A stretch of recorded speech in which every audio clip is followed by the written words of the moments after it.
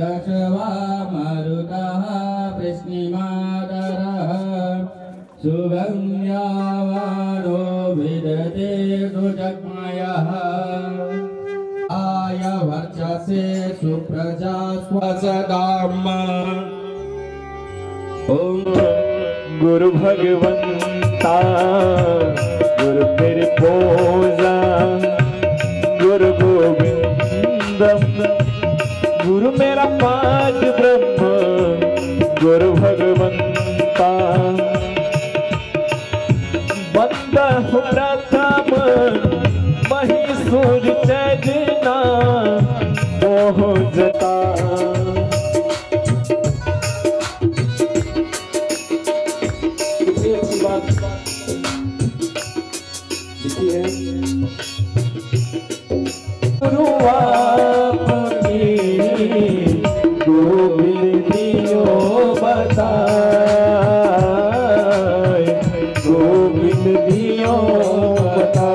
गुरु फिर पूजा गुरु गोविंदम गुरु मेरा पाद ब्रह्म गुरु भगवंता गुरु मेरा पाद ब्रह्म गुरु भगवंता। सभी लोग अपने गुरु मेरा पाद ब्रह्म गुरु भगवंता। हरि ओम इदगुंघभिः प्रजननं मे अस्तु दशभिरगुं सर्वगणगुं स्वस्तये आत्मसनि प्रजासनि पशुसनि लोकसन्न्यभयसनि अग्निः प्रजां बहुलां मे करोत्वन्नं पयोरेतो अस्मासु दत्त। बांके बिहारी तेरी आरती गाऊं बांके बिहारी तेरी आरती गाऊं बांके बिहारी तेरी आरती गाऊं बांके बिहारी तेरी आरती गाऊं बांके बिहारी तेरी आरती गाऊं बांके बिहारी तेरी आरती गाऊं।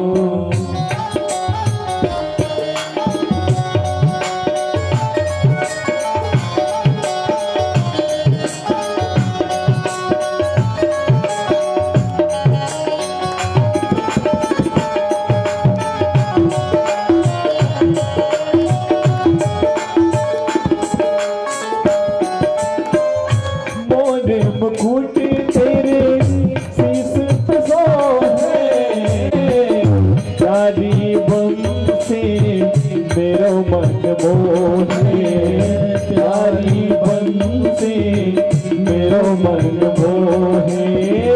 देखी छवि मैं तो देखी छवि मैं तो बनी बन जाऊं बांके बिहारी तेरी आरती गाऊं बांके बिहारी तेरी आरती गाऊं।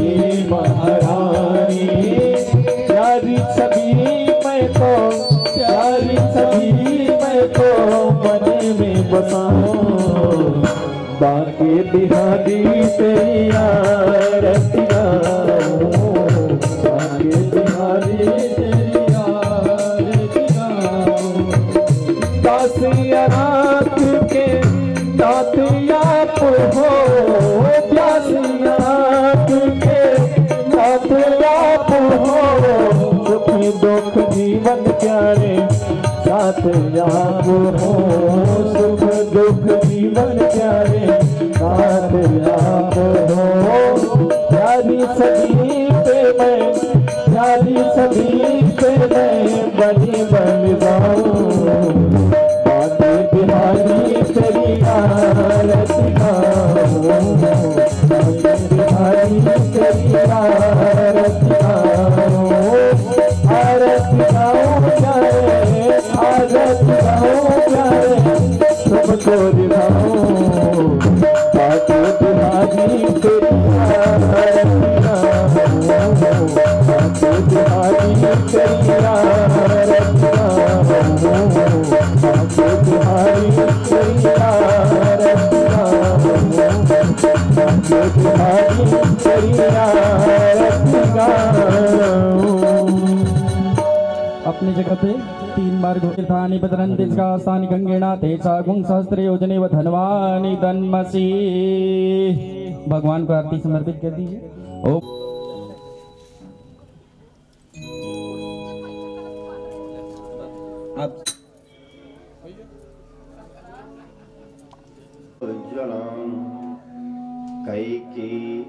कैकेयीमतिवर्तिकं सुरहितं रामानुकूलायितां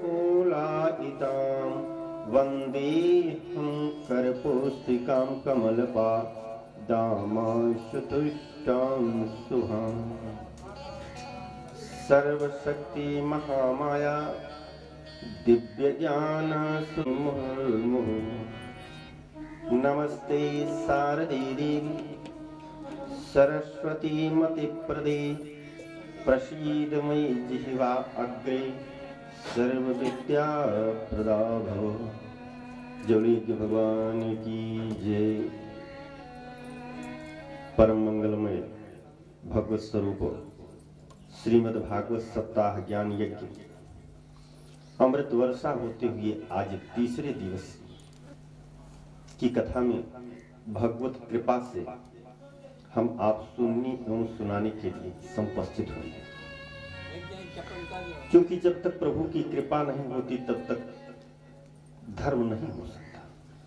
धर्म तो तभी होगा जब प्रभु की कृपा होगी। अगर प्रभु की कृपा नहीं है तो छोटी सी कथा होती है सत्यनारायण की, उसको लोग कहते हैं कि क्या बताएं महाराज जी 5 साल पुरानी मान्यता हो गई, खर्च कुछ नहीं लगना है। क्यों कथा नहीं हो पाई? केवल प्रभु की कृपा नहीं हो पाई। अच्छा प्रभु की कृपा होगी परिवेश में रहो राधा रमण राधा रमण राधा रमण कहो इस देश में परिवेश में रहो राधा रमण राधा रमण राधा रमण कहो।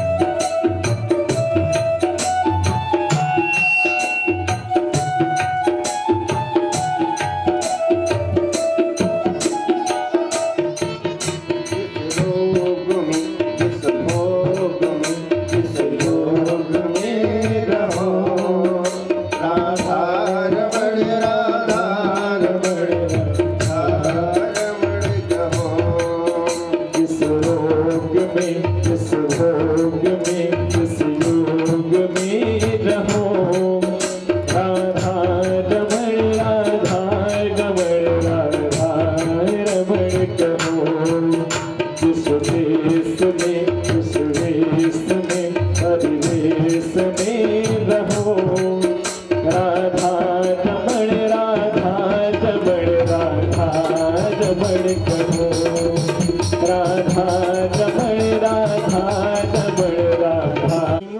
तीनों बेटियों के वंश के बारे में बताया। अब पुत्र जो है प्रियव्रत एवं उत्तानपाद। उत्तानपाद के ध्रुव बहुत बड़े तपस्वी, और उसके बाद प्रियव्रत। प्रियव्रत भी इतने प्रतापी राजा हुए, इतने प्रतापी राजा हुए कि एक दिन बैठे बैठे सोच लिया कि आखिर ये रात्रि क्यों हो जाती है, तो इसलिए तपस्या किया और तपस्या से ऐसा ज्योतिर्मय रथ बनाया कि उससे तपस्या का यह प्रभाव था कि 7 दिवस तक रात्रि ही नहीं हुई। समस्त देवता ब्रह्मा बाबा के पास गए और ब्रह्मा बाबा आए, कहा कि भाई ये दुराग्रह छोड़ दीजिए, सबकी अपनी आवश्यकता है, रात्रि की अपनी आवश्यकता है, दिन की अपनी आवश्यकता है। जहां रात्रि में विषयी पुरुष विश्राम करते हैं, वहीं जोगी महात्मा अमलात्मा विमलात्मा एकांत पा करके परमात्मा का चिंतन करते हैं। तो उसी रथ से इस भूमंडल को 7 भागों में बांट दिया। आज भी 7 भागों में ये भूमंडल बटा हुआ है। उन्हीं के वंश में हुई ऋषभदेव। ऋषभदेव भी बहुत बड़े प्रतापी राजा हुए और इतनी तपस्या हुई उनकी कि उनकी तपस्या पर इंद्र को स्पृहा हुई, ईर्षा। आज भी ईर्षा करने वाले होते हैं। देवताओं में सबसे ईर्षालु देवता इंद्र। इंद्र ने सोचा कि ये इसकी तपस्या बढ़ रही है, तो ऐसा न हो कि हमारी कुर्सी को छीन ले। तो इंद्र ने क्या किया कि मेघों को कह दिया कि इनके राज्य में बरसात ही मत करो। ऋषभदेव ने कहा कि ठीक है, बरसात नहीं होगी, देख लेंगे। तो ऋषभदेव ने तपस्या से अपनी राज्य में जल वृष्टि करा दिया। क्योंकि ऋषभदेव जो है, इंद्र सोचता था कि अगर ऋषभदेव के राज्य में बरसात नहीं होगी तो प्रजा भूखों मरेगी। अब प्रजा जब भूखों मरेगी तो इसका प्रायश्चित जो है राजा को लगेगा, और जब राजा को प्रायश्चित लगेगा इसका, तो राजा को नर्क होगा। लेकिन ऋषभदेव ने क्या किया कि अपनी तपस्या के आधार पर जल वृष्टि अपने राज्य में करवाई। इंद्र बहुत लज्जित हुआ,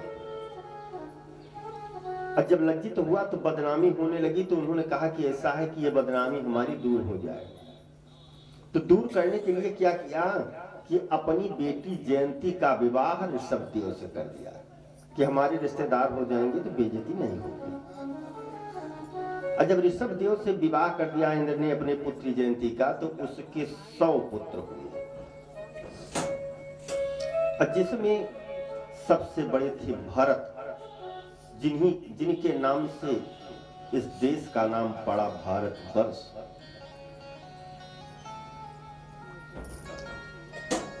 जब चौथापन आया तो ऋषभदेव जो है वैराग्य धारण कर लिए, चले गए। वैराग्य धारण कर लिया, और भरत जी जो है को सत्ता का भार सौंप दिया। भरत जी सत्ता करने लगे। जब चौथापन आया तो भरत जी भी ने सोच लिया कि हमारे यहाँ चौथेपन में आसक्ति सबने त्याग दिया, तो हम भी त्याग देंगे। वैसे इस देश का नाम जो भारतवर्ष पड़ा, इसमें 3 भरत हुए। किसके नाम से भारत देश का नाम भारतवर्ष पड़ा स्पष्ट नहीं हुआ, और तीनों बड़े प्रतापी। ये भरत हुए, एक शाकुंतलीय भरत हुए जो कि शकुंतला एवं दुष्यंत के पुत्र थे, और तीसरे भरत दाशरथीय भरत थे जो राजा दशरथ के पुत्र भरत थे। तो संतों की मान्यता है कि तीनों के नाम पर ही इस देश का नाम भारत वर्ष पड़ा। भरत जी क्या किए कि चौथेपन में घर की आसक्ति को त्याग दिया और त्याग देने के बाद चले गए जंगल तपस्या करने। तपस्या करते करते अचानक यह हुआ कि एक दिन ब्रह्म मुहूर्त में उठे और गंडकी नदी में स्नान किया और अंजलि में जल लिया। आंख बंद करके सूर्य भगवान को का ध्यान किया। मंत्र पढ़ रहे हैं, ए ही सूर्यो सहस्त्रांशो तेजो रास्य जगतपति अनुकंपय माम भक्त्या ग्रहण अर्घ दिवाकर। जैसे ध्यान कर रहे थे अचानक क्या हुआ कि उसी नदी के तट पर एक गर्भवती मृगी आ गई और जल पी रही थी। इतने में एक शेर आ गया, दहाड़ मार दिया। मृगी अपने प्राण की रक्षा के लिए छलांग लगा दिया और छलांग लगाने से उसका प्रसव बाहर हो गया और मृगी मर गई। और वो मृगी का बच्चा जो है भरत जी के हाथ में आ गया। भरत जी के जब हाथ में आ गया तो भरत जी ने सोचा कि क्या करें, अब मेरा पहला कर्तव्य है कि इसकी रक्षा करें। अगर जीव की नहीं रक्षा करते हैं तब इसकी मृत्यु हो जाएगी, इसका प्रायश्चित लगेगा। नहलाया, रक्षा किया, अपने आश्रम में ले आए। अब आश्रम में ले आए तो माया से तो चक्रवर्ती सम्राट की गद्दी को त्याग दिया, लेकिन उस मृगी के बच्चे से इतना मोह हो गया भरत जी को, इतना मोह हो गया कि जब भी माला लेकर के जपने के लिए बैठते ना, वो मृगी का बच्चा आकर के चाटने लगता था, तो माला रख करके उसको सहलाने लगते थे। इतना माया में पड़ना नहीं चाहिए। इस कथा का भावार्थ ये, कितने बड़े तपस्वी माया में पड़ गए। और एक दिन वो मृगी का बच्चा क्या किया कि जंगली मृगों के साथ जो है जंगल को चला गया, फिर वापस नहीं आया। अब भरत जी जो है उसी के चिंतन में सूर्य देव से पूछते हैं, चंद्र देव से पूछते हैं और अंत में उनकी मृत्यु हो जाती है उसी वियोग में। अमृत हो जाती है तो अंत समय में जिसका चिंतन करो उसी योनि में जाना होता है। इसीलिए वैदिक परंपरा थी कि सबसे ज्यादा चिंतन जो है वृद्धों को अपने पुत्र पौत्रों को होता था। तो जिनके भी वैदिक नाम देखिए सब जो है भगवान के नाम पर ही है कि हम पुत्र को बुला रहे हैं लेकिन भगवान का नाम जो है निकल रहा है, तो जो है हमको देव योनि में जाना पड़ेगा। इसीलिए वैदिक परंपरा में देखिए जितने भी नाम हैं जिसके सब भगवान के नाम पर ही नाम है। लेकिन आजकल तो भाई नया नाम हो गया है, माताएं रखती हैं। पुराना अगर बता भी दिया जाए कहेंगे महाराज जी वो सब पुराने जमाने का, जबकि अंत में जिसका चिंतन करो उसी योनि को प्राप्त होंगे। भरत जी क्या किए कि मृग को का चिंतन किए और मृग योनि में चले गए। जब मृग योनि में चले गए तो उनको पूर्व जन्म की बात याद थी। सोचे कि हम चक्रवर्ती सम्राट थे और आज मृग हो। सूखी घास चरते हैं, कुछ दिन के बाद उस योनि से भी उनकी मुक्ति हो गई। 3 जन्म की कथा है भरत जी की। पंचम स्कंध की कथा है, सबसे क्लिष्ट कथा है। अगले जन्म में एक ब्राह्मण के परिवार में भरत जी का जन्म। ये 7 भाई थे, लेकिन तपस्या का प्रभाव यह था कि दोनों जन्म की पूरी कथा भरत जी को याद थी। भरत जी का जैसे बचपना आया, बोलने को हुआ, भरत जी ने कहा कि अब की मनुष्य योनि मिली है तो अब की बार हम बोलेंगे ही नहीं, बहुत कम बोलेंगे। तो समझ रहे हैं कि पागल हैं, लेकिन वो क्या करते हैं कि मौन होकर के परमात्मा का सदैव चिंतन करते रहते थे, परमात्मा का नाम स्मरण करते थे। जैसे कुछ दिवस बीता, माता पिता ने गायत्री मंत्र की दीक्षा दिला। दीक्षा हो गई। दीक्षा के बाद गुरु जी ने कहा कि गायत्री मंत्र दिया दोहराओ। भरत जी को तो याद था सब कुछ, लेकिन दोहराए नहीं। इसलिए कि अगर दोहरा देंगे तो हम पंडित जी के यहाँ सोचेंगे बहुत ज्ञानी है, आज दोहरा देंगे तो कहेंगे कल ऐसा है, बैग उठाओ और सत्यनारायण की कथा है जाकर के बांच करके चले जाओ। तो हमको फिर इस माया में नहीं पड़ना है। माया में किसने पड़ना है कि केवल परमात्मा का चिंतन करना है, इसके अलावा जो है और कहीं कुछ नहीं करना है, केवल परमात्मा का चिंतन करना है। भरत जी नहीं किए। जब तक माता पिता रहे तब तक तो भरत जी घर पर रहे, और उसके बाद जब माता पिता की मृत्यु हो गई तो भाभीियों ने देखा, कहा इसको मैं सूखी रोटियां देती हूँ लेकिन ये खट्टा काटा है, बहुत मोटा ताजा। अपने पति को हम बादाम के हलवे खिलाती हूँ, उसके बाद भी ये दुबले पतले हैं, क्या करें। कहा कि ऐसा है तुम घर में मत रहो, तुम चले जाओ खेतों में चिड़िया को देखो। भरत जी ने सोचा कि अब प्रभु ने हमारी बात सुन लिया, इसलिए कि अभी तक हमने मौन धारण किया, जब खेत में चले जाएंगे ना तो वहां हम खूब भजन करेंगे। अब चले गए खेत में और ताली बजा करके खूब भजन। राम बोलो श्री राम, जय राम जय जय राम। राम जी की चिड़िया राम जी खाते, राम जी की चिड़िया राम जी खाते, और चिड़िया भरे भरे पे, राम जी की चिड़िया राम जी खाते, और चिड़िया भरी भरी पे।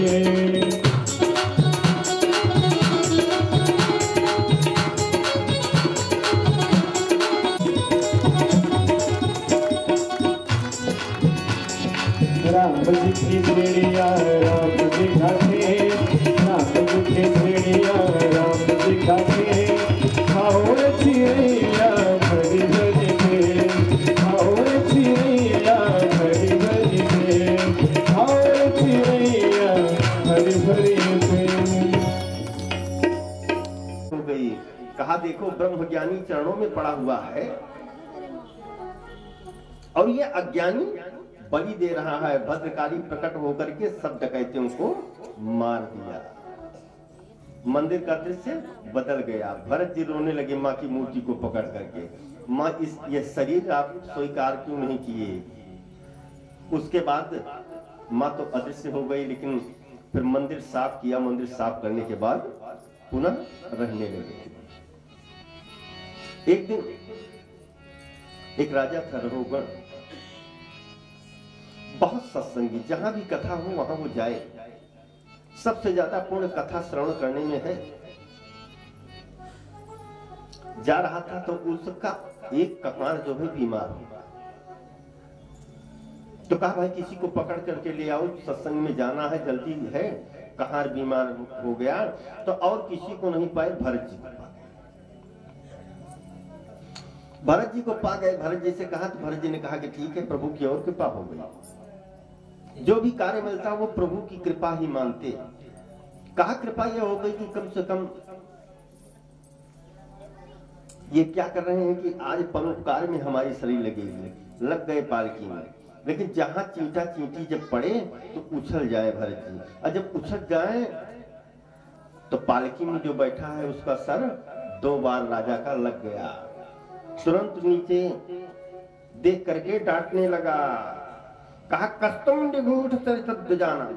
कहा कौन हो तुम। जैसे डांटा वैसे देख रहे हैं कि मोटा सा यज्ञोपवीत जो है भरत जी की गले में लगा हुआ है। सोच लिया तो ब्राह्मण है, बड़ा अपमान हो गया।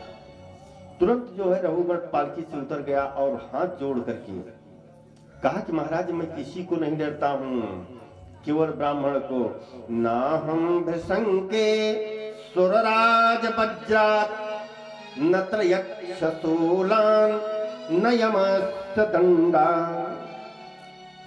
न्यार्काय सोम नीलवित्त पात्रा ऋक्षं कुलम ब्रह्म भवापनात्।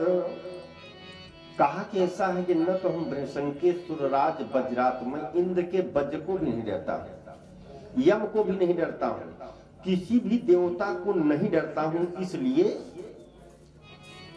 कि हम जो है सत्संगी हैं, ये सब नहीं कर सकते, तपस्वी हैं, हमारा कुछ कोई बिगाड़ नहीं सकता है। लेकिन बिगाड़ क्या सकता है? ब्रह्म कुला अवमानात, किसी अगर ब्राह्मण का अपमान हो गया तब मेरा सर्वस्व नष्ट हो जाएगा। आप ब्राह्मण तो नहीं है,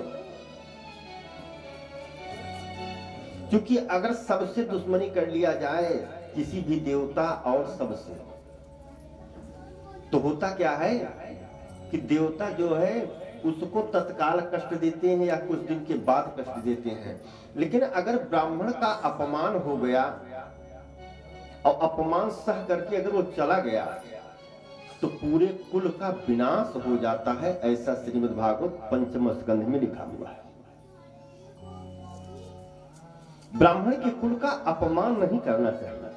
अगर अपमान हुआ तो उस वंश का विनाश हो जाता है। भरत जी सोच रहे हैं कि तो बड़ा ज्ञानी है, ये आज ये कह रहा है अगर हम इसको कुछ नहीं बोलेंगे कि अगर हमको कुछ बोल देगा मैं श्राप नहीं दूंगा। अगर मैं श्राप नहीं दूंगा तब पर भी प्रभु इसके ऊपर नाराज हो जाएंगे और इसको नरक योनि में जाना पड़ेगा। तो संतों की बड़ी बदनामी होगी कि बहुत कथा सुनने के लिए जाते थे, सत्संग करते थे और नरक हो गया। आज भरत जी बोल दिए और ऐसा बोले कि रघुगण को ज्ञान हो गया। कहा अको विदह को विदवादवादं बस्से ददो नाति विदं वरिष्ठा न सूर्यो हि व्यवहारमीनं तत्त्वामसीं सह मनन्ति। रघुगण को समझाने लगा, कहा कि मैं कौन हूं ये समझो। बहुत बढ़िया सुंदर भवाटवी का उपदेश दिया। कहा कि ऐसा है कि 84 लाख योनियां हैं और 84 लाख योनियों में यह जीव जब भ्रमण करता है और सत्कर्म करता है, अपने स्वामी के साथ मैत्री भाव रहता है, तब उसको 1 अंगुल की धर्म की शरीर मिलती है। तो इसलिए यह जीव 84 लाख योनियों में भ्रमण करता हुआ केवल यही सोचता है कि प्रभु किस किस योनि में हम जा रहे हैं। अब मनुष्य है, ये अपने पत्नी से, पुत्र से, नात बात रिश्तेदार से सब बातें कर रहा है। हम तो बगल बंधे हुए हैं, अगर वार्ता करेंगे तो यही कहेंगे बीमार हैं, 2 सुई ऊपर से लगवा देंगे। तो सोचता है कि मानव योनि हो जाए, तो क्योंकि मानव योनि पाने के बाद ही देव योनि मिल सकती है, क्योंकि इसी में तपस्या व्यक्ति करता है। तो 84 लाख जब योनियों में भ्रमण करता है तो व्यक्ति को 84 अंगुल की शरीर प्राप्त होती है। हर व्यक्ति की शरीर की लंबाई अपने अंगुली से 84 अंगुल ही है। चाहे छोटा बच्चा हो तो उसकी अंगुली से देख लीजिए, नाप लीजिए 84 अंगुल। आपकी हमारी सबकी अपनी अंगुली से 84 अंगुल शरीर मिलती है। क्यों? क्योंकि 84 योनियों में जब हम भ्रमण करते हैं, धर्म करते हैं, तब 1 अंगुल की धर्म की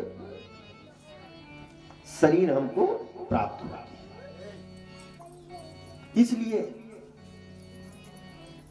जब मनुष्य यहां आ जाता है मृतलोक में, तो और योनियों में तो ये सोचता रहता है कि भाई क्या बताएं, अगर मानव योनि मिल जाए तो मैं धर्म करूंगा। और जैसे 5 वर्ष की अवस्था हुई वैसे विष्णु की माया जो है घेर लेती है, चाहे आपको हो चाहे हमको। ये नहीं है कि हमको नहीं घेरे,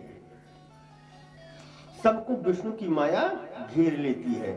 तो वो हर काम कराने के लिए उद्यत करती है, लेकिन धर्म कराने के लिए बहुत कम। धर्म तभी होगा जब पूर्व जन्म का तपोबल होगा और वर्तमान का संस्कार होगा, तब धर्म होगा। आज बहुत बढ़िया कह रहे हैं कि केवल लक्ष्य एक है कि जब तक यह जीवन रहे तब तक जो है परमात्मा का चिंतन करते रहो, भजन करते रहो।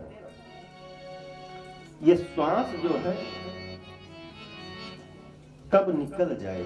चलते चलते सांसों का क्या भरोसा, सांसों का क्या भरोसा, रुक जाए चलते चलते, रुक जाए चलते चलते हो।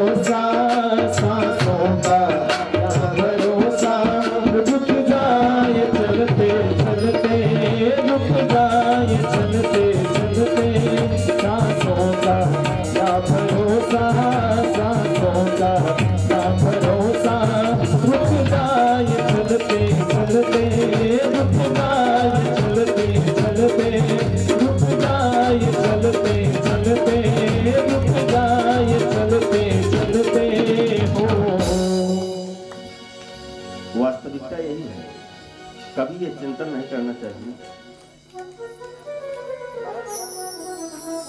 कि हम बाद में भजन करेंगे। भजन जो है, पूजा पाठ जो है, वो जवानी का है। अगर जवानी में नहीं करते हैं तो फिर काम नहीं बन सकता। इस तरह से ऐसा उपदेश दिया आज भरत जी ने रघुगढ़ को कि रघुगढ़ फिर सत्संग में भी नहीं गया, पालकी को वहीं से वापस कर दिया और कहा कि मैं अब जंगल में भजन करूंगा। वहीं पर भजन करने लगे और अंत में मोक्ष को प्राप्त किया। अब आइए खष्टम स्कंध में प्रवेश करते हैं। इस मंगलमयी कथा को सुखदेव स्वामी राजा परीक्षित को श्रवण करा रहे हैं और राजा परीक्षित जो है सुखदेव स्वामी से प्रश्न कर रहे हैं। प्रश्न किया, कस्य हेतो परित्यक्ता आचारेणात्मना सुरा एतदाच्च भगवान निष्कामक्रमं गुरु। कहा, गुरु जी आप ये बताइए कि देवगुरु बृहस्पति जो है देवताओं के गुरु थे।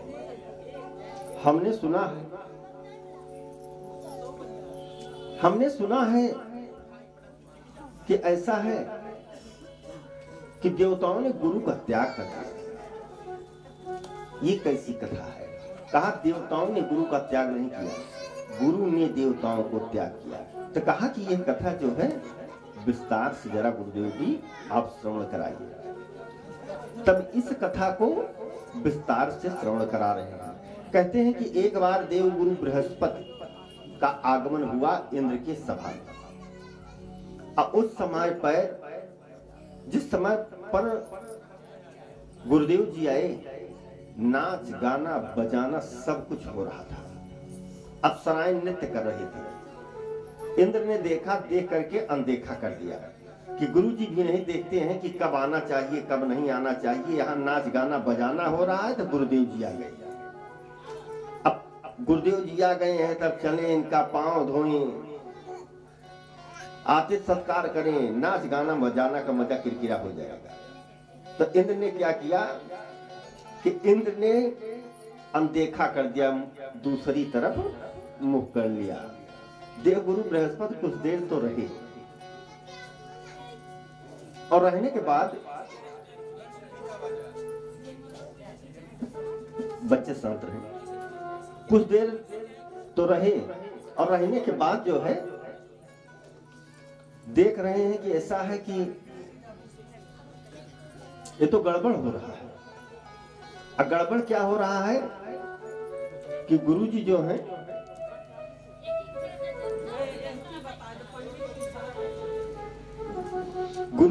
गड़बड़ कर रहे हैं। गुरुजी ने सोच लिया कि इंद्र जो है जब अनदेखा कर दिया तो हम देवताओं के गुरु हैं और देवताओं के राजा इंद्र हैं, और इंद्र जब मेरा अपमान कर दिए तो आज से मैं देवताओं का गुरु नहीं जाकर के छिप गए।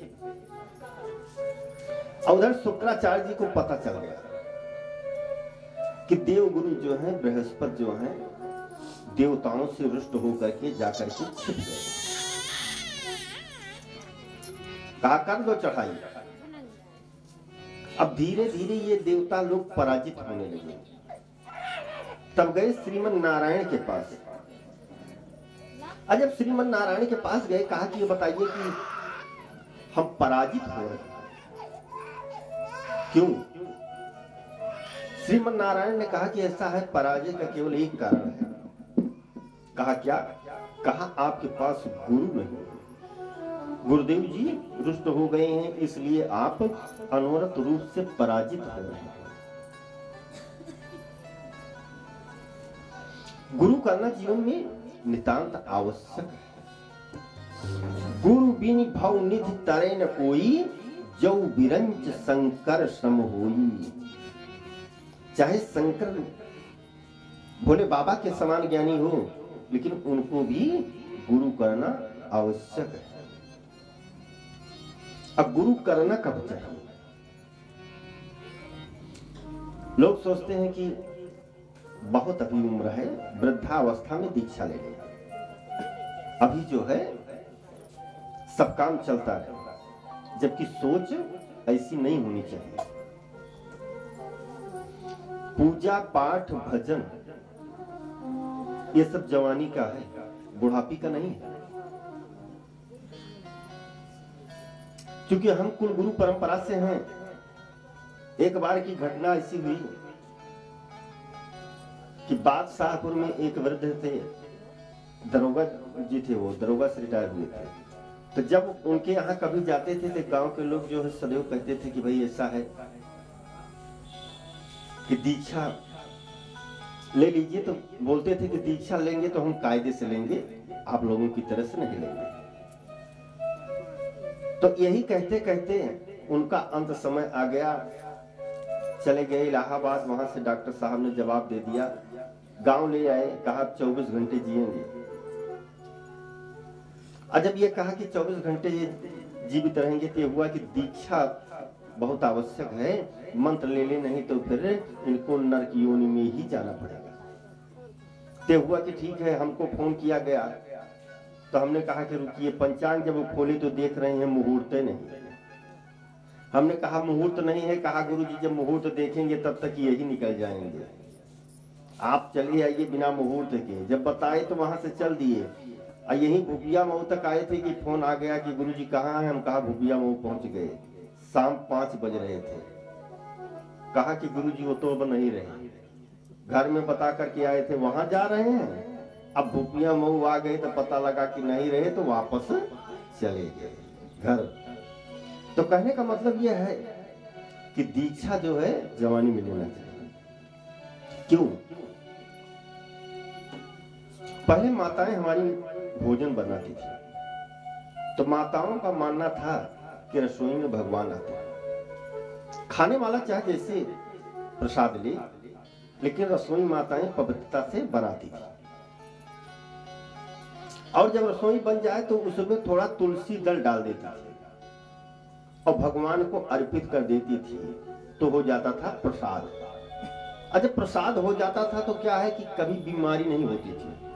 और जब बीमारी हो जाए, कभी बुखार आ जाए ना, तो माताएं क्या करती थी, वही नीम के सीका का बलका बना करके दे देती थी, बुखार खत्म हो जाता था। प्रसाद खाने से कभी बीमारी नहीं होती है। आजकल की माताएं क्या करती हैं, नए फैशन में किचन में क्या करती हैं कि चप्पल पहन करके भोजन बनाती हैं। वो कहती हैं कि कई जगह पर हमने कहा महाराज जी क्या है ये चप्पल, हम और कहीं नहीं, केवल ये फरहारी चप्पल है, केवल किचन तक है, बस है, किचन तक है, इसके बाद नहीं है। हमने कहा चप्पल चप्पल होता है, क्या इसको सर पर रख करके बाहर जा सकती हैं? कहा महाराज जी बदनामी होगी। तो कहा वही, जिसकी जो कीमत है वही होगी। और जब किचन में चप्पल पहन करके बनाती है भोजन, परमात्मा का नैवेद्य नहीं लगाती है, प्रसाद नहीं बनता, वो तो भोजन बन गया। और जब प्रसाद नहीं बनता तो बीमारी इतना प्रबल है ना कि बुखारे की बीमारी आई थी कि पूरा विश्व कांप गया कोरोना से। फिर बलका से काम नहीं चला कि नीम के सीका का बलका बना करके दे दिया जाए, बुखार गायब हो जाएगी। तो इसलिए जो है, जब तक जवानी है तब तक बढ़िया भोजन बनाओ। अब भगवान को जब भोजन बन जाए, खाने वाला चाहे जैसे प्रसाद ले, आप ये मान करके चलिए, माताओं से निवेदन है कि मैं जो भोजन बना रही हूँ वो प्रभु के लिए बना रही हूँ। अब प्रभु को जब अर्पित कर दे, तुलसी दल डाल दे, तुलसी दल डाल देने मात्र से ही वो प्रभु को अर्पित हो गया। कहीं कोई मंत्र पढ़ने की कोई आवश्यकता नहीं है कि क्या बताएं महाराज जी, हमको मंत्र भी बता दीजिए।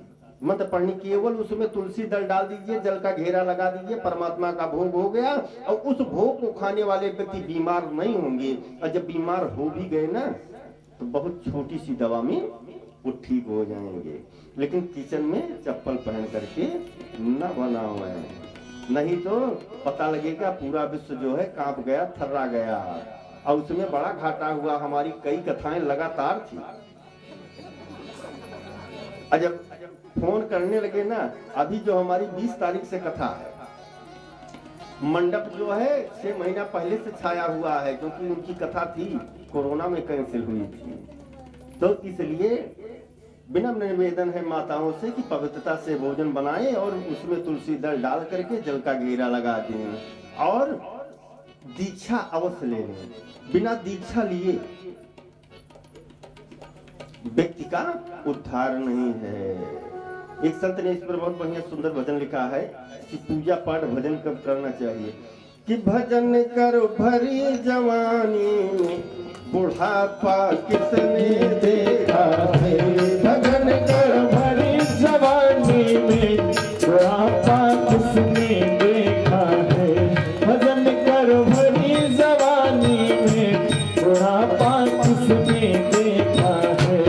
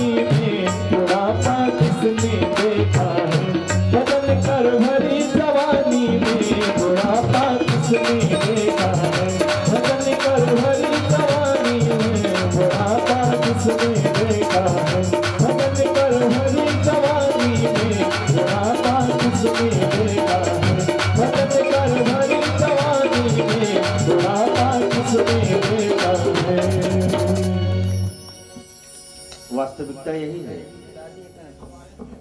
कि जितना भी काम है अगर दर्शन करना है तो वृद्धावस्था में पता लगा कि आंख कमजोर हो गई, इसलिए दरस करो भरी जवानी।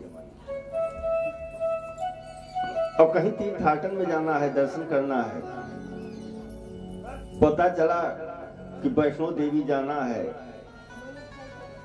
मैहर जाना है, तो पता लगा घुटना पकड़ लिया है, रुब्बे से जाएंगे नहीं, कुछ शरीर की ताकत लगाओ। कथा सुनना है, श्रवण करो भरी जवानी में, दीक्षा लेना है। वृद्ध होकर के दीक्षा लिए मुंडी हिल रही है, अब मंत्र होता है, जो होता है गोपनीय होता है। और जब हम दीक्षा देने के लिए गए तो दीक्षा कान में दे रहे हैं क्योंकि गोपनीय होता है। अब हमारा शिष्य कहता है महाराज जी सुन नहीं पा रहे हैं, तब क्या करें कि और सब बैठे हुए हैं दीक्षा के समय पर, गोपनीय होता है तो पता लगा मंत्र नहीं सुन पाएंगे। तो कहते हैं कि अभी हमने जो कहा ठीक है, जब अकेले में रहना मोबाइल लगाना तो हम फोन करके बता देंगे, नहीं लिख करके दे देंगे आपको। तो इसलिए दीक्षा जो है समय पर लेना चाहिए। आज सुखदेव स्वामी इस मंगलमयी कथा को राजा परीक्षित को श्रवण करा रहे हैं और कह रहे हैं कि ऐसा है कि जो देवता लोग श्रीहीन हो गए क्योंकि गुरुदेव जी चले गए।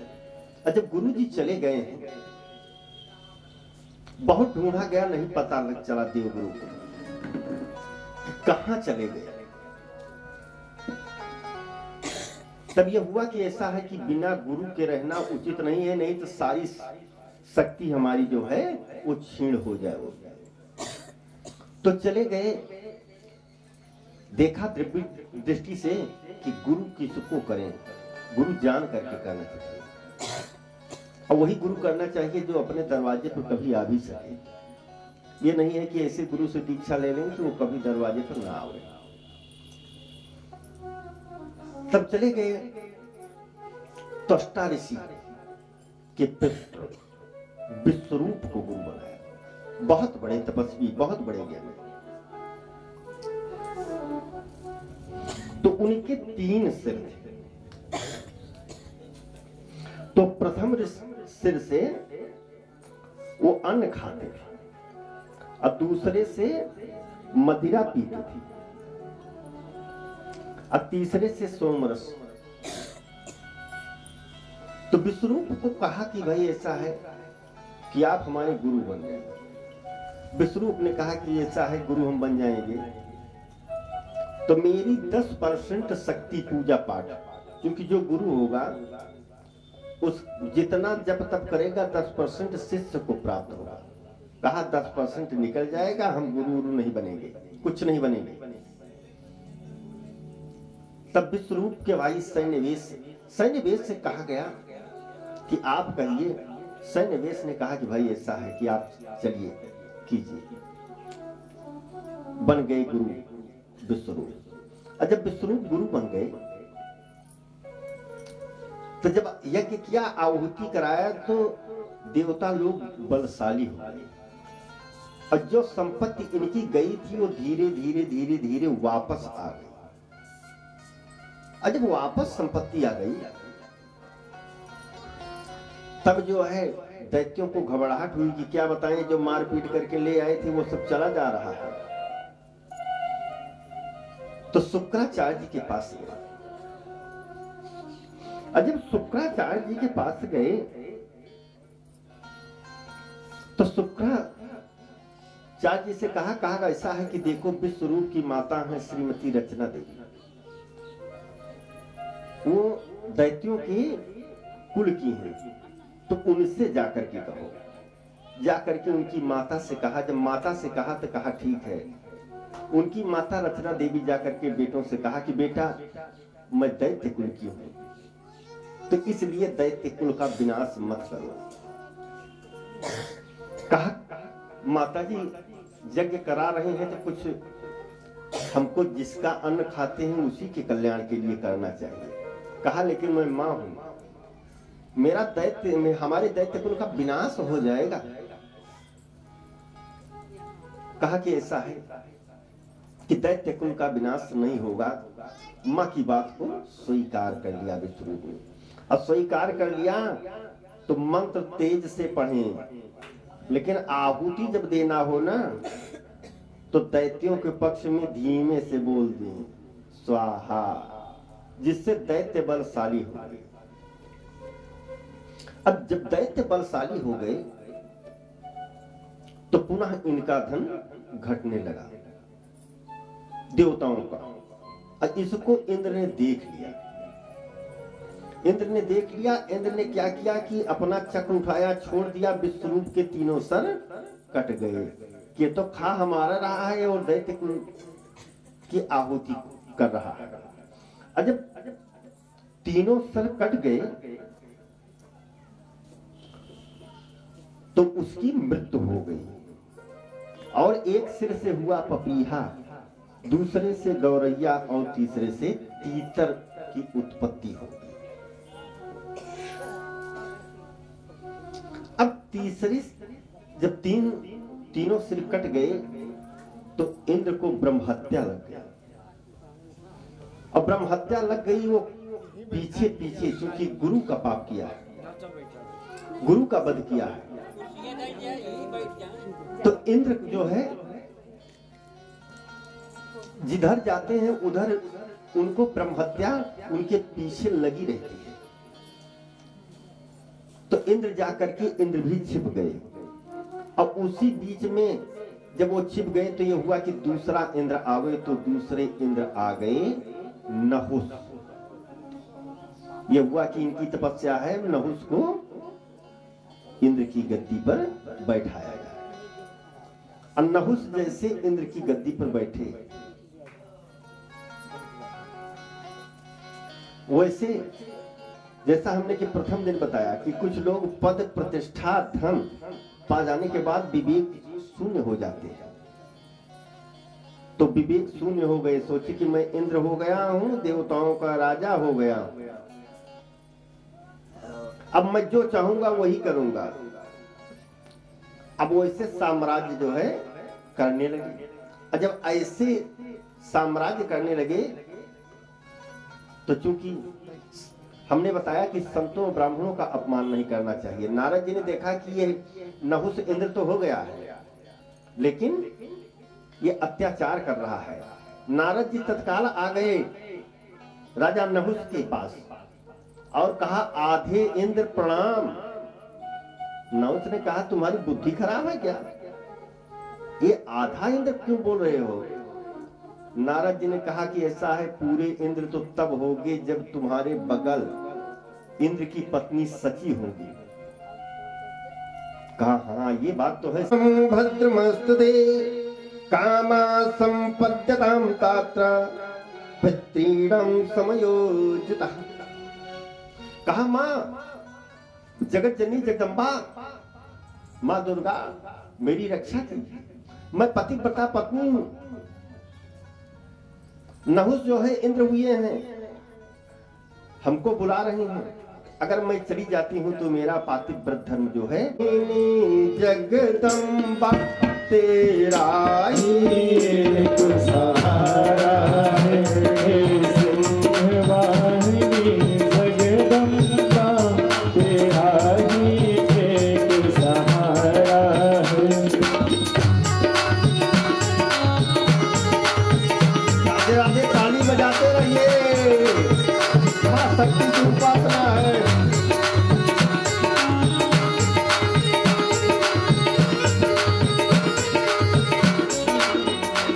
ये सिंहवाहिनी जगदम्बे तेरा ही एक सहारा है। बीच भंवर में नैया डोले, सोले नहीं किनारा है।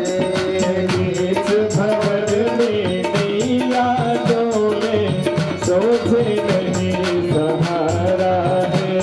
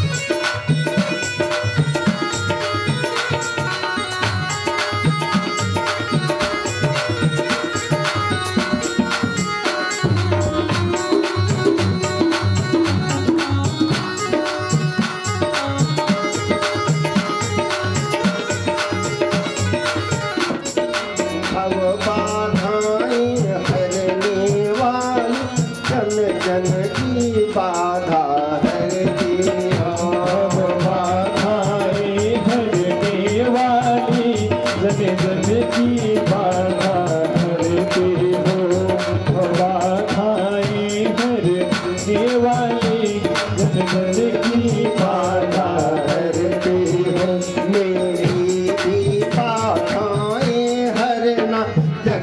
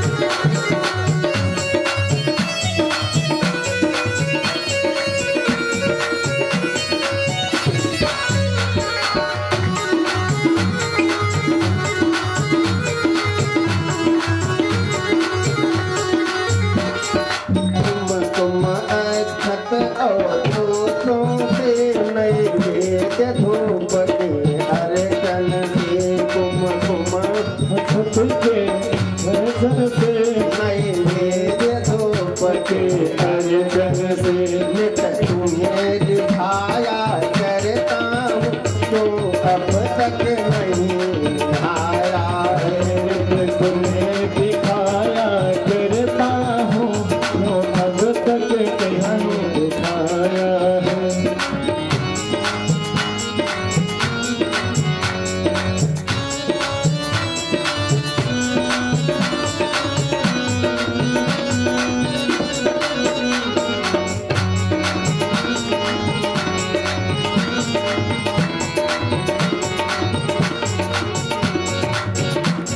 जब पैसे तुरंत में तब करके अपना तन तुम्हें चढ़ाया था। जब पैसे सूरत में तब करके अपने से चढ़ाया था। दर्शन दे जीवन दान दिया जो फिर मैं रोक तुम्हारा है। दर्शन दे कर दान दिया रोक तुम्हारा है। सिंह वाहिनी जगदम्बा तेरा ही एक सहारा है। वाहिनी जगदम्बा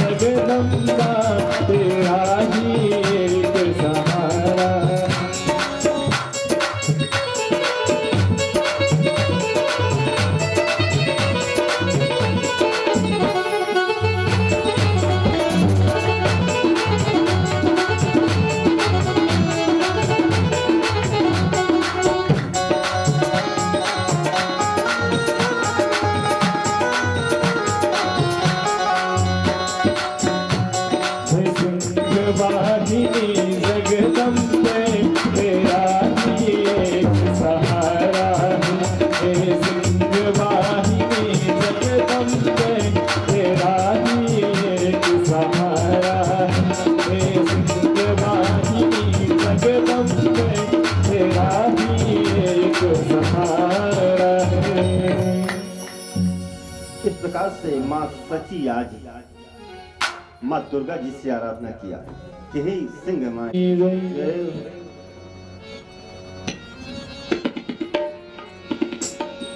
लगन तुमसे लगा बैठे, लगन तुमसे लगा बैठे, जो होगा बना बैठे, तुम्हें अपना बना बैठे, जो होगा देखा जाएगा। लगन तुमसे लगा बैठे, जो होगा देखा जाएगा।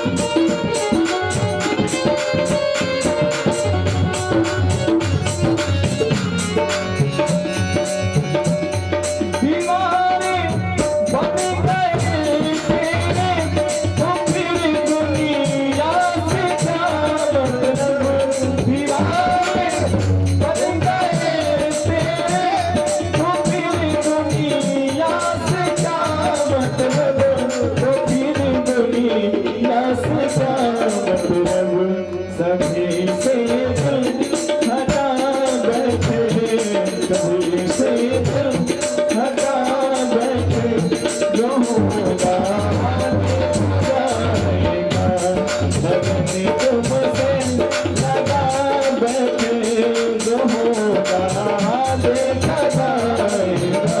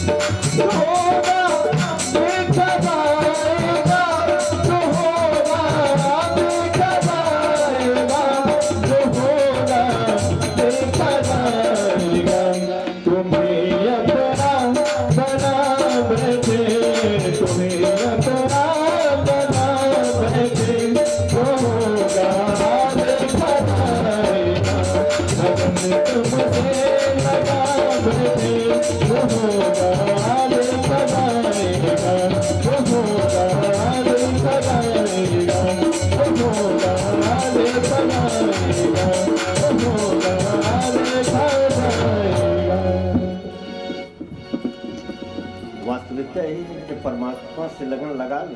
सुंदर कथा है।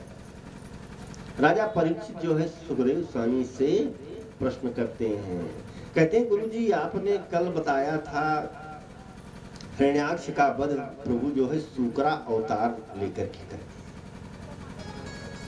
लेकिन दो भाई थे हिरण्याक्ष एवं हिरण्याकश्यपु।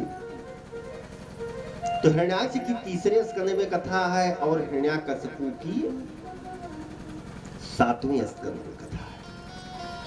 और जब राजा परीक्षित को ध्यान आया कि उनकी भी कथा पूछे तब लिख दिया गया तीसरे स्कंद से 7वें स्कंद में। कहा कि हाँ अब बता रहे हैं।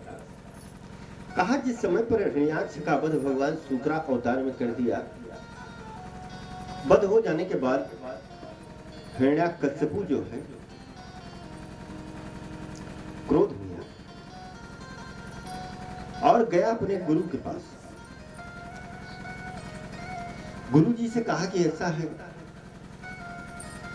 कि गुरुदेव मैं अपने भाई के मृत्यु का बदला लूंगा। कहा कि नहीं ले सकते हो।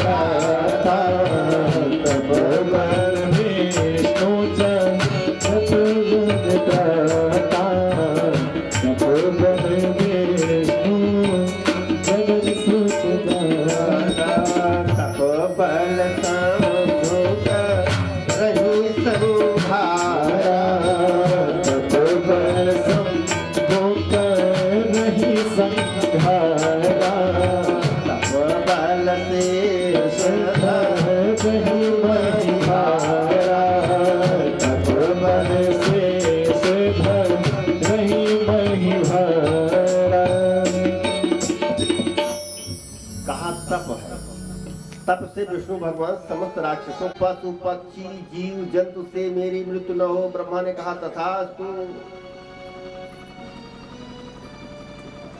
कहा 12 महीने में किसी महीने में मेरी मृत्यु न हो। कहा हाँ ठीक है ये भी है तथास्तु। सब मांग लिया, सोचा कि अमरता के लिए तो सब मांग ले रहे हैं, फिर मृत्यु कैसे होगी। तो सोच रहे हैं कि सृष्टि दो प्रकार से हुई है, ऐसा न हो भूत पकड़ ले तो मर जाए। इसलिए कि हमने जो प्रथम दिवस से कथा श्रवण कर रहे हैं तो हमने बताया था कि भूतों की सृष्टि भोले बाबा ने किया। और कुछ लोग तो मान लिया जाए प्रथम दिवस से नहीं आए, दूसरे दिवस से काफी लोग आ रहे हैं। तो सोचा कि भूत न पकड़ ले उससे मैं मर जाऊं। कहा मेरी मृत्यु भूतों से न हो, कहा ना हमारी मृत्यु घर के अंदर हो न बाहर हो, जितना हुआ सुरक्षा से सब मांग लिया। और जब मांग लिया ब्रह्मा बाबा ने दे दिया। ब्रह्मा बाबा जो है वरदान देकर के चले गए। अब हिरण्यकशिपु आता है, अपने से गड़बड़ हो गई। अचानक ध्यान में आया हम इनको छल कपट की शिक्षा देने के लिए आए हैं, विष्णु की भक्ति छुड़ाने के लिए ये हम ही को पढ़ा रहा है। कहा प्रहलाद रुको रुको रुको रुको रुको, ये क्या पढ़ा दिया। कहा गुरु जी गलत क्या किया हमने, आप जरा बताइए गलत क्या किया हमने, इसमें कुछ गलत हो तो बताइए। विनाश तो केवल परमात्मा का नहीं। कहा अच्छा ये छोड़ दीजिए, ये चक्कर छोड़ दीजिए। इतना देर तक क्लास लगाया गुरु जी का। न साधु मन स्वामिनी स्वपरास ग्रह श्रयाम। विष्णु की भक्ति पढ़ा रहे हैं, भगवान विष्णु की भक्ति पढ़ा रहे हैं। आइए हम आप लोग भी पढ़ लें। प्रहलाद ने बहुत सुंदर पढ़ाया कि तुझ में राम मुझ में राम सब में राम रमाया है। तुझ में राम मुझ में राम सब में राम समाया है। तुझ में राम मुझ में राम सब में राम समाया है। प्रेम जगत से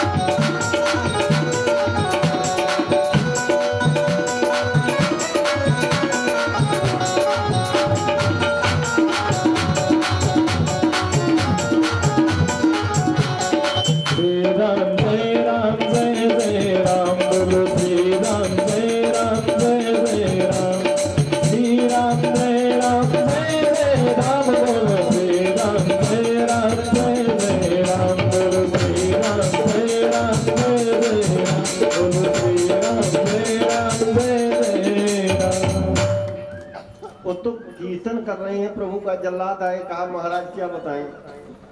वो तो वही जिस नाम से आपको विरोध है हम तो कह नहीं सकते हैं, वही जप रहा है। कहा अच्छा ठीक ठीक, तुरंत बुलाया, कहा इधर आओ। बुलाया और एक खंभे में बांध दिया। कहा प्रहलाद, बहुत भगवान भगवान कहते हो, तुम्हारा भगवान कहाँ है बताओ। कहा पिताजी हमारा भगवान तो है। कहा कहाँ है।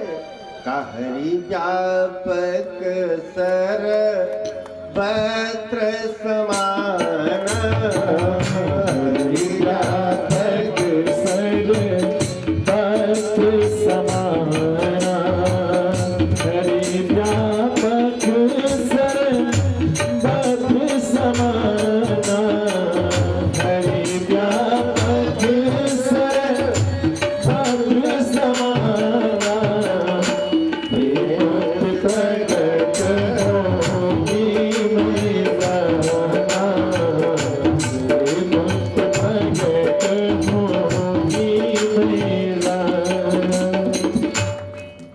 पिताजी मेरा परमात्मा घबराया, लेकिन बाद में कहा तुम मेरा कुछ नहीं कर सकते हो। कहा क्यों। कहा कि ऐसा है मेरे वरदान मेरी रक्षा करेंगे। कहा ठीक है। हिरण्यकशिपु भगवान को देख करके घबरा नहीं रहा है, नरसिंह भगवान का अवतार हो गया। और नरसिंह भगवान क्या करते हैं, उनको घर के बाहर ले आते हैं और ड्योढ़ी पर अपने गोदी में रख करके उसके पेट पर तीक्ष्ण नखों से हाथ रख दिया। कहा वरदान याद करो। नरसिंह भगवान कह रहे हैं हिरण्यकशिपु याद करो वरदान। कहा ब्रह्मा के वरदान झूठे हैं। कहा एक भी झूठा नहीं है। कहा हमने कहा मांगा था कि ब्रह्मा के बनाए किसी भी पशु पक्षी जीव जंतु से मेरी मृत्यु न हो, भूत से भी न हो। नरसिंह भगवान ने कहा कि पहली बात तो ये जानो कि ब्रह्मा को मैं बनाता हूं, ब्रह्मा का ये साहस नहीं है कि मुझको में हो ना आकाश में। कहा तुम मेरी गोदी में हो और ड्योढ़ी पर हो। कहा एक वरदान है जो मेरी रक्षा करेगा। कहा क्या। कहा हमने ये कहा था कि मेरी मृत्यु जो है 12 महीना से किसी भी महीने में न हो। अब क्या करोगे बताओ। कहा तुम्हारे लिए हमने 1 महीना स्पेशल बना दिया, जिसको अधिक मास कहते हैं। अधिक मास में ही नरसिंह भगवान का जन्मोत्सव होता है। कहा अब याद करो। और इतना कहते कहते अपने तीक्ष्ण नखों से उसका उदर विदीर्ण कर दिया। और जब उसका उदर विदीर्ण कर दिया तो गोविंदाय नमो नमः, हिरण्यकशिपु का उद्धार हो गया। अब हिरण्यकशिपु भगवान जो गर्जना लगाते हैं, देवता लोग आए हैं पुष्प की वर्षा करने के लिए। और गर्जना लगा करके एक बार घूर करके देखते हैं तो देवता लोग डर के कांप गए। नहीं तो भगवान इतना क्रोधी हैं। कहा अब क्या करें कि कुछ नहीं कर पाएंगे, चलिए लक्ष्मी जी के लिए। पति देव कितना भी नाराज हो, पत्नियां उनको मनाना खूब अच्छी तरह से जानती है।